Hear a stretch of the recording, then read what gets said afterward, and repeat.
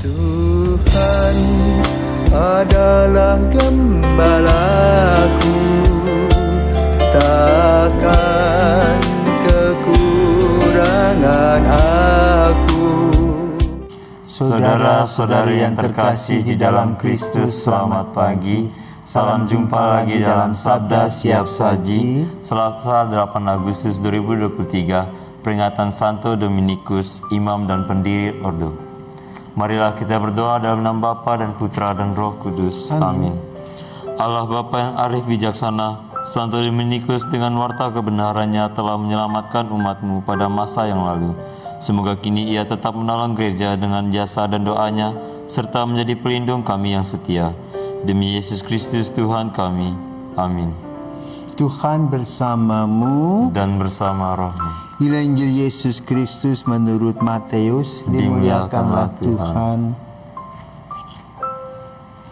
Sekali peristiwa datanglah kepada Yesus beberapa orang Farisi dan ahli Taurat dari Yerusalem. Mereka berkata, "Mengapa murid-murid-Mu melanggar adat istiadat nenek moyang? Mereka tidak membasuh tangan sebelum makan."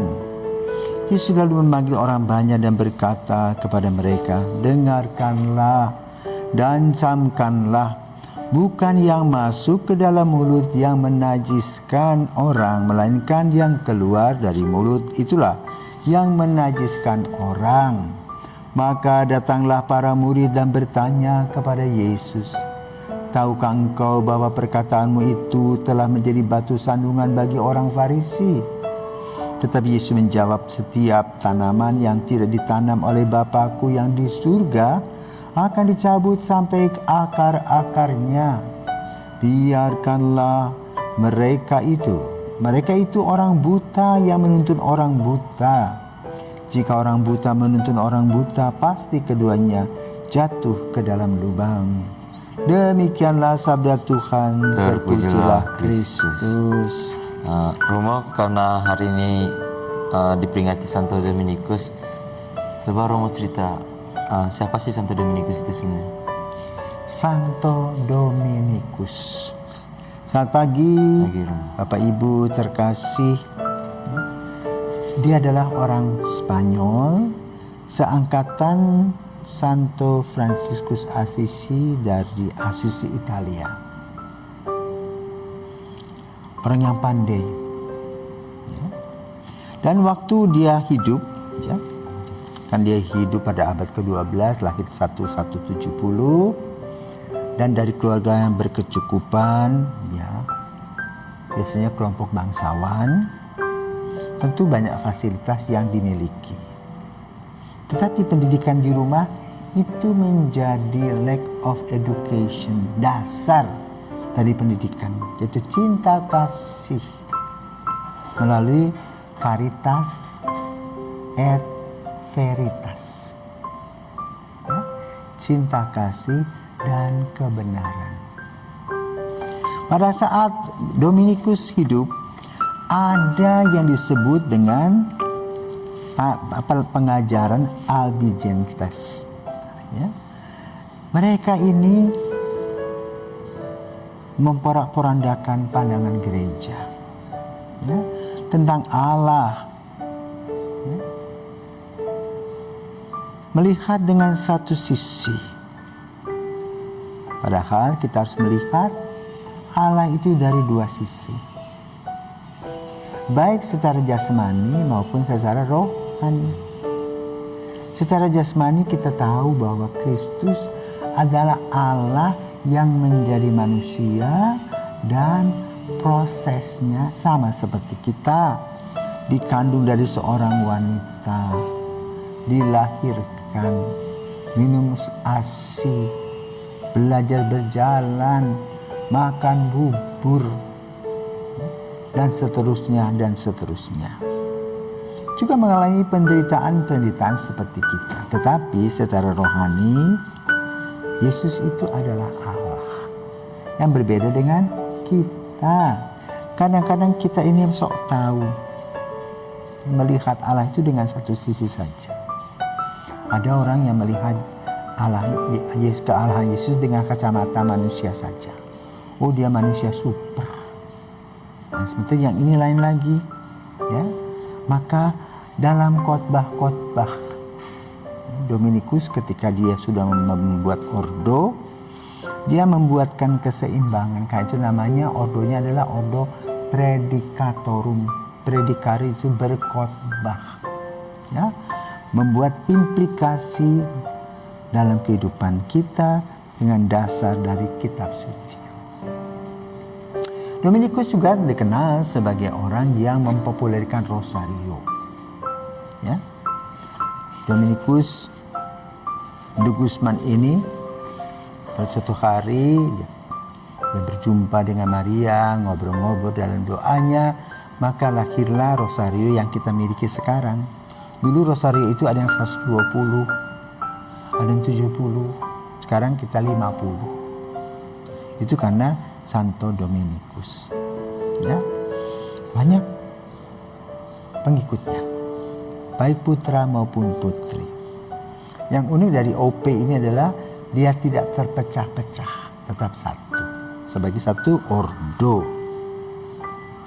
Di Indonesia sudah ada di Surabaya dan di Pontianak. Ya. Kalau Anda mau bergabung, silahkan. Ya. Untuk akan studinya masih di Manila. Baik, sekarang kita kembali kepada Injil. Ya, tadi para murid Yesus dikritik, kok makan tuh kok cuci tangan tuh. Tapi begini, kebiasaan orang Yahudi itu ketika masuk ke rumah itu di depan pintunya sudah ada tempat cuci. Sekarang namanya wastafel. Dulu ada tempayan yang harus cuci tangan, cuci kaki. Nah, setelah itu mereka baru masuk ke rumah. Ya. Artinya bahwa ketika mereka waktu sudah masuk rumah, artinya sudah cuci tangan. Tidak pegang apa-apa lagi. Jadi mereka makan. Gitu loh. Tapi kadang-kadang mereka cuma makan di jalan, nggak ada air, apa. Tetapi masalahnya adalah, ya, cuci tangan itu dipersoalkan dan diperdebatkan hanya untuk menjatuhkan Yesus. Bukan berarti bahwa Yesus tidak mengajarkan kepada para murid hidup secara higienis. Yesus mengajarkan itu. Namun ada hal-hal tertentu di mana orang tidak perlu lagi. Sama seperti puasa. Ya, kalau kita pergi jauh tidak perlu puasa. Karena kita mengeluarkan energi. Kalau kita tidak makan bisa pingsan. Maka Yesus memberikan peraturan, ayo makan. Dan ini menjadi kritik. Ya, karena itu tata aturan yang ada, yang dibuat oleh semua bangsa, ada keistimewaannya. Sama seperti misalnya lampu merah. Ya, sering ambulans itu lewat begitu saja. Walaupun mungkin kadang-kadang sopir ambulans nakal juga bisa, ya. Dia pengen cepat-cepat, dia buat buat sirine. Tetapi mayoritas mereka betul melaksanakan tugas. Ya, itu kekhususan mereka boleh lewat. Demikian pula dengan tata aturan, ada hukum gereja, ada pastoral, ya, pada zaman kita. Nah, Dominikus membuat keseimbangan dalam khotbah-khotbahnya. Ya. Artinya apa? Santo Dominikus itu mengajarkan kepada kita untuk membaca kitab suci yang kemudian kita kenal sebagai Lectio Divina. Membaca, kemudian mendiamkan, merenungkannya, mendapatkan rema, kemudian membuat implikasi. Itulah yang kita lakukan saat ini. Nah, itu berdasar daripada Dominikus. Maka dalam setiap khotbah juga sama, ada frame atau kerangkanya. Membaca kitab suci, mencari inti atau benang merah dari Injil itu, kemudian menghubungkannya dengan kejadian sehari-hari. Maka kita bersyukur kepada Tuhan, Tuhan mengutus seorang Dominikus de Guzman yang memberikan warna tersendiri dalam kehidupan. Dan terutama, ya, muridnya antaranya salah satunya adalah Thomas Aquino yang terkenal itu. Ya. Maka mari kita berdoa, Santo Dominikus doakanlah kami. Selamat pagi.